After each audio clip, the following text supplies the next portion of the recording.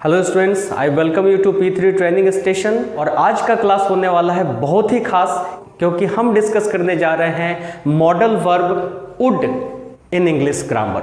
Students, 5 minute का ये video जो हमारा मॉडल वर्ब वुड के ऊपर होने वाला है, अगर आपने देख लिया तो मैं दावे के साथ कह सकता हूं कि इंग्लिश सेंटेंसेस में वुड के यूज में आपको कभी कोई परेशानी नहीं होगी।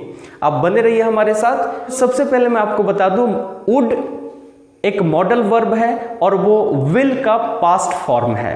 तो सबसे पहला जो हमारा यूज है इस वुड का, वो फ्यूचर इंडिकेटिव के रूप में ही है। लेकिन ये फ्यूचर इंडिकेटिव तब होता है जब सेंटेंसेस डायरेक्ट टू इनडायरेक्ट में चेंज किए जाते हैं।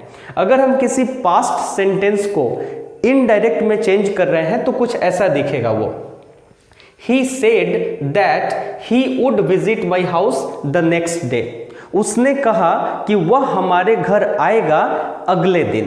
तो यहाँ पे पास्ट में कही गई भविष्य की बातों को दर्शाने के लिए would का यूज हुआ है, यहाँ will का यूज करेक्ट नहीं होता। तो ये है would का फ्यूचर इंडिकेटिव यूज। अगला सेंटेंस आप देखें, you said that he would never win the race. तुमने कहा कि वह कभी रेस नहीं जीतेगा। तो यहां पे भी आप देख रहे हैं कि पास्ट में अगर किसी ने कुछ कहा, भविष्य की बातें कही, तो उसको दिखाने के लिए हम लोग वुड का यूज कैसे करते हैं।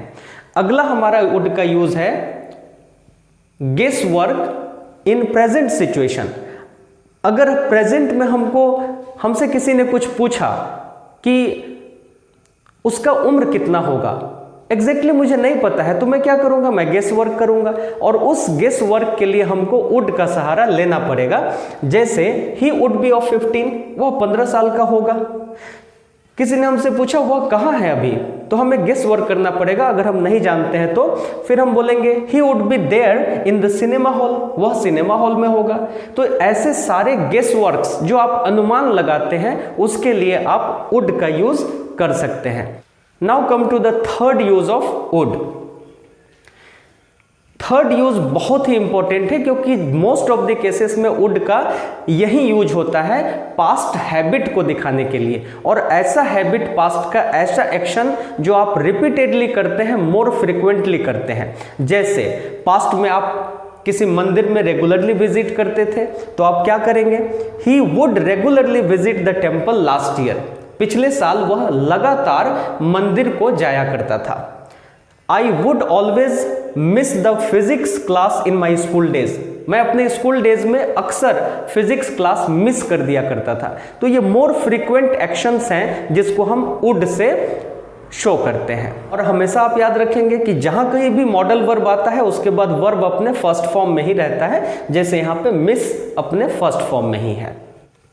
वुड का जो फोर्थ यूज हमने दिया है वो भी बेहद इंपॉर्टेंट है, क्योंकि इससे हम कंडीशनल सेंटेंसेस को फ्रेम करते हैं। ऐसे कंडीशंस जो रियल कंडीशंस हैं, जो कंडीशंस फुलफिल नहीं होने पे हमारा जो रिजल्ट है वो भी नहीं आया, ऐसे सेंस में हम वुड का यूज करते हैं। और वहां पे वुड अपने परफेक्ट फॉर्म में आता है, मीन्स वुड हैव के फॉर्म में आता है। और ऐसे सेंटेंसेस का जो स्ट्रक्चर होता है वो कुछ ऐसा होता है, उसमें दो पार्ट होते हैं, एक कंडीशनल पार्ट होता है और एक कॉन्सिक्वेंस होता है, रिजल्ट होता है। तो पहला जो कंडीशनल पार्ट होता है वो if plus subject plus had plus verb का थर्ड फॉर्म, और दूसरा जो पार्ट होगा जहां रिजल्ट की बात होती है, वहां subject plus would have plus verb का थर्ड फॉर्म। सपोज हमें यह बताना है कि अगर मैं आगरा गया होता तो मैंने ताजमहल देखी होती। तो ऐसे सेंटेंसेस से क्या भाव निकल के आता है कि ना तो मैं आगरा गया और ना ही मैंने ताजमहल देखी।